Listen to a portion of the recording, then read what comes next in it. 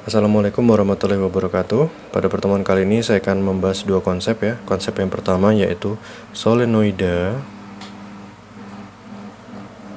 dan dinamo. Iya. Yang pertama, solenoida. Solenoida ini kalimat sederhananya merupakan lilitan kawat. Jadi kawat itu seperti ini ya, bentuk lilitan. Nah, dimana ketika dialirkan arus ya, gitu, maka lilitan kawat ini akan menghasilkan medan magnet.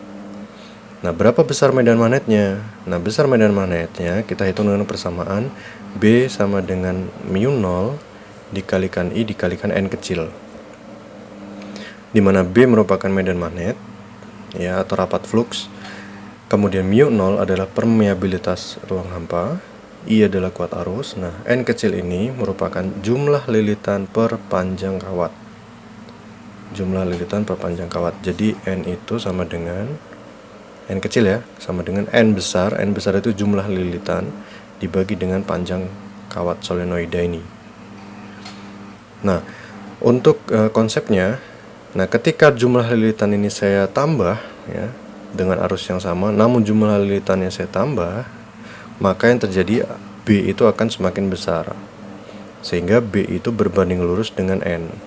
Ini juga bisa kita buktikan ketika nilai N dibagi dengan L ini kita masukkan ke persamaan ini. Jadi persamaan B nya ini, yang ini tadi ya, yang ini, N kecilnya kita ganti N besar dibagi dengan L ini, sehingga B sama dengan mu 0 dikalikan I. Nah, N nya ini kita ganti N dibagi dengan L.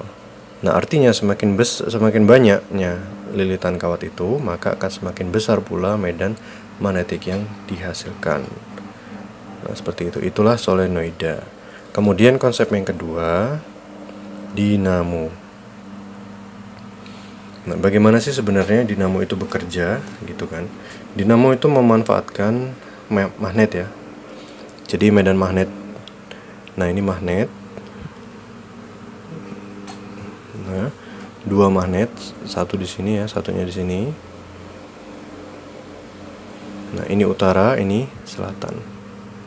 Nah, kemudian di tengah-tengah di antara kedua magnet ini ada suatu poros, yang poros ini nanti bisa berputar. Nah, cara kerjanya adalah ketika arus masuk ya melalui sini, jadi ini ada A, ini ada B gitu, titik A, titik B. Ketika arus masuk melalui titik A, yang ini titik A ke sini, maka arus akan diteruskan ke titik B, kan seperti itu. Nah, namun di sini magnet bekerja juga. Nah, artinya kita gunakan lagi kaidah tangan kiri kita untuk menentukan arah gerak dari poros ini. Pertama, yang sebelah sini ya. Jadi yang dari A ini, arusnya kan ini kan arus ya. Ini I.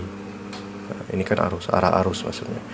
Nah, untuk tangan kiri, ingat ya, telunjuk itu kan medan magnet. Jadi utara selatan. Nah, ke arah sana. Kemudian arus jadi tengah, arusnya masuk ke dalam, berarti ke dalam. Nah, maka jempol akan ke bawah, sehingga gerak yang ini, gerak poros yang sebelah kiri akan ke bawah. Untuk yang sini kemana? Nah, kita lihat lagi, US berarti ke sini, US. Nah, kemudian arusnya keluar ke arahmu, maka tengah nih ke arahmu. Nah, lihat geraknya ke atas, maka yang ini, yang sebelah sini akan bergerak ke atas. Nah, sehingga yang ini ke bawah, yang ini ke atas, menyebabkan poros yang di tengah ini akan berputar. Sehingga ketika kita letakkan di sini kincir, maka kincir ini akan berputar. Nah, inilah konsep dari dinamo itu. Nah, kemudian kita ke konsep berikutnya. Nah, konsep berikutnya yang saya akan bahas yaitu selektor kecepatan.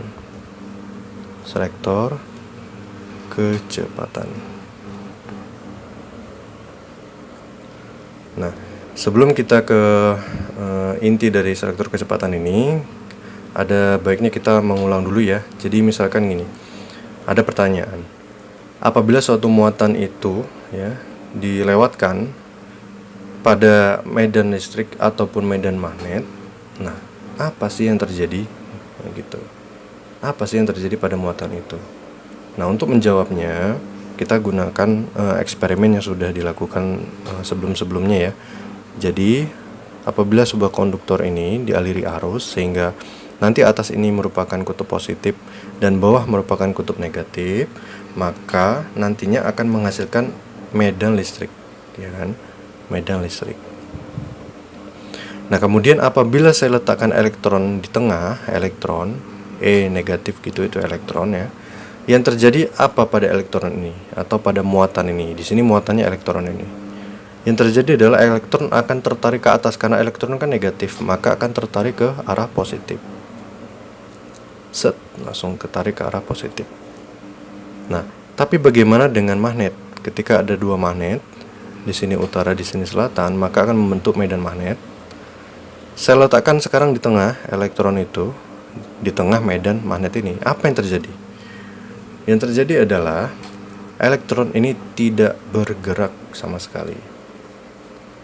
Nah, tapi ketika elektron ini memiliki kecepatan awal, nah jadi di sini ya, satu lagi. Sama setupnya dengan yang magnet ini, utara ini selatan gitu, ada medan magnet. Ketika elektron ini bergerak, jadi elektron dari sini bergerak ke sana, ke arah sana, masuk ke dalam medan magnet. Nah, yang terjadi adalah muatan ini ya akan masuk ke arah kertas.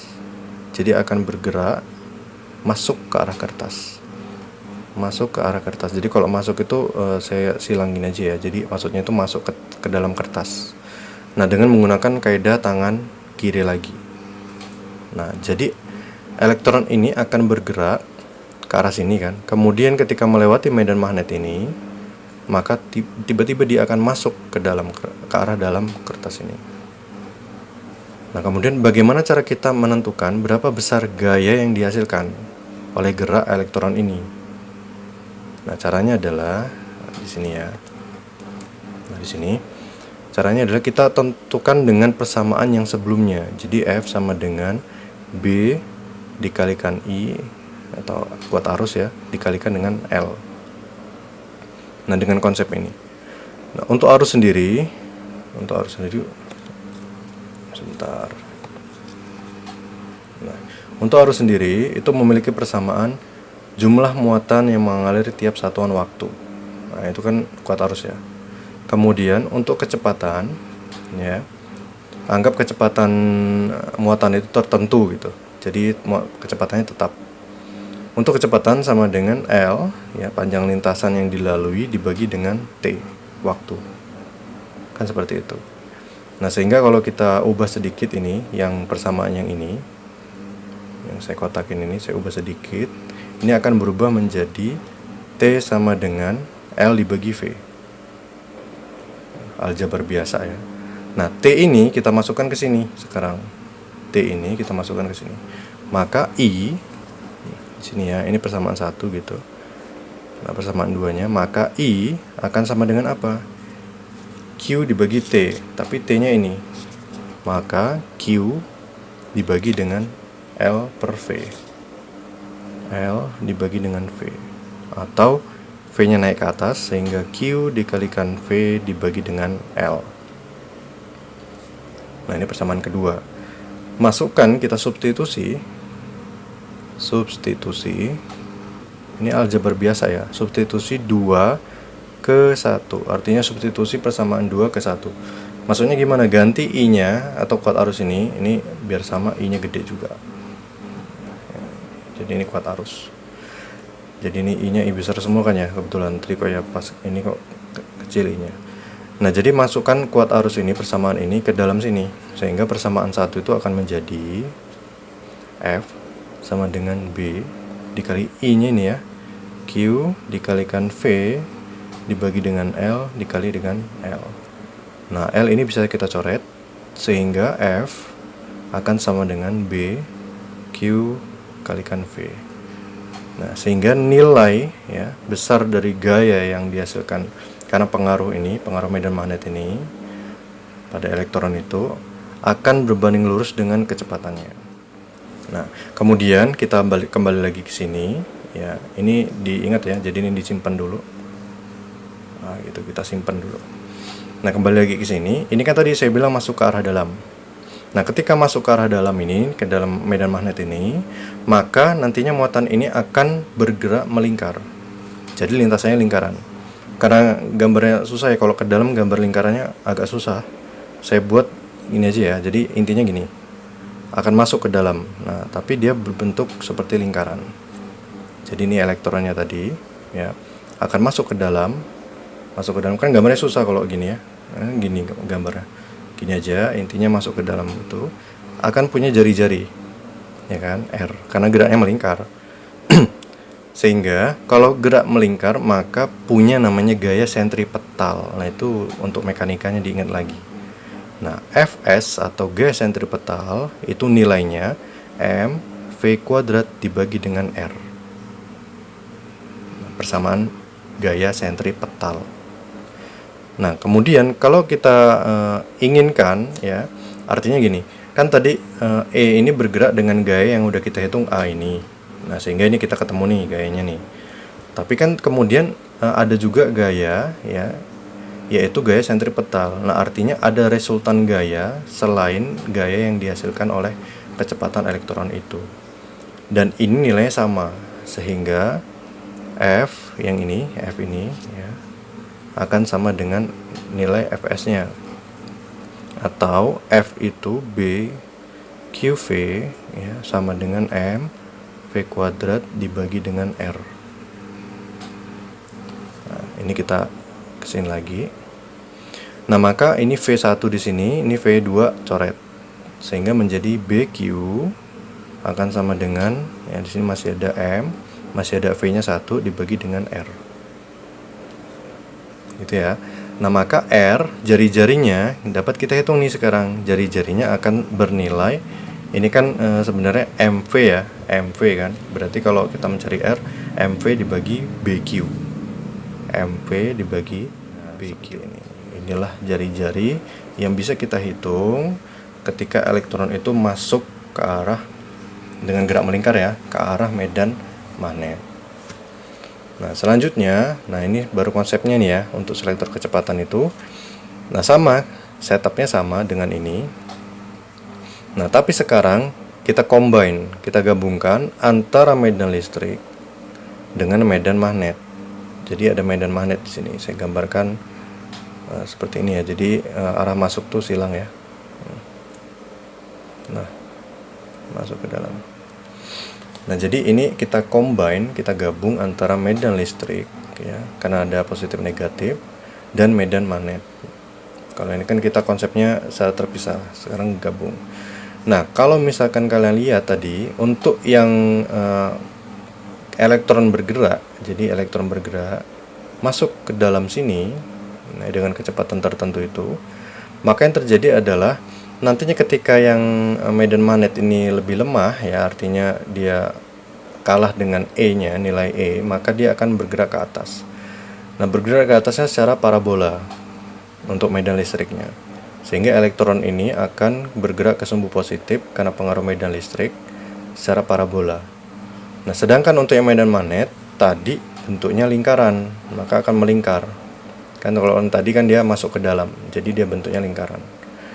Nah, kalau misalkan kita buat celah, nah, celah kecil seperti ini, nah, celahnya di sini ya, ini celahnya di sini.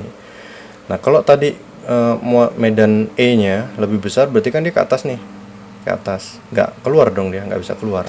Kita pengennya dia keluar. Nah, E ini keluar. Tapi kalau yang E-nya lebih lemah, dia akan cenderung ke B, kan gitu. Nah, maka bagaimana caranya? Nah, kita harus menyeimbangkan kedua ini, kedua antara medan listrik dengan medan magnet. Nah, sehingga nanti didapat persamaan V sama dengan E berbanding B. Nah, ini dari mana? Kalau F itu sama dengan E dikalikan dengan Q, ya kan? Dimana E itu medan listrik dan Q itu merupakan muatan. F adalah gaya elektrostatis. Nah, untuk F yang sudah kita hitung tadi yang di sini, yang A tadi itu BQV kan? Maka ini sama dengan BQV. Nah, kita harus menyeimbangkan antara yang gaya dengan oleh pengaruh medan magnet dengan gaya oleh pengaruh medan listrik agar ini bisa keluar. Kalau enggak ketarik salah satu, kalau enggak yang ke medan listrik ya ke medan magnet. Nah, sehingga ini harus sama. Maka EQ ini sama dengan ya, ini EQ nih sama dengan BQV. BQV. Maka Q-nya kita coret. Nah, V-nya sama dengan E dibagi B. E dibagi B. Nah, selesai. Nah, sehingga dengan setup seperti inilah kalian akan mendapatkan yang namanya selektor kecepatan. Sampai di sini pertemuan kita. Saya akhiri. Wabillahi taufiq wal hidayah. Wassalamualaikum warahmatullahi wabarakatuh. Sampai jumpa lagi.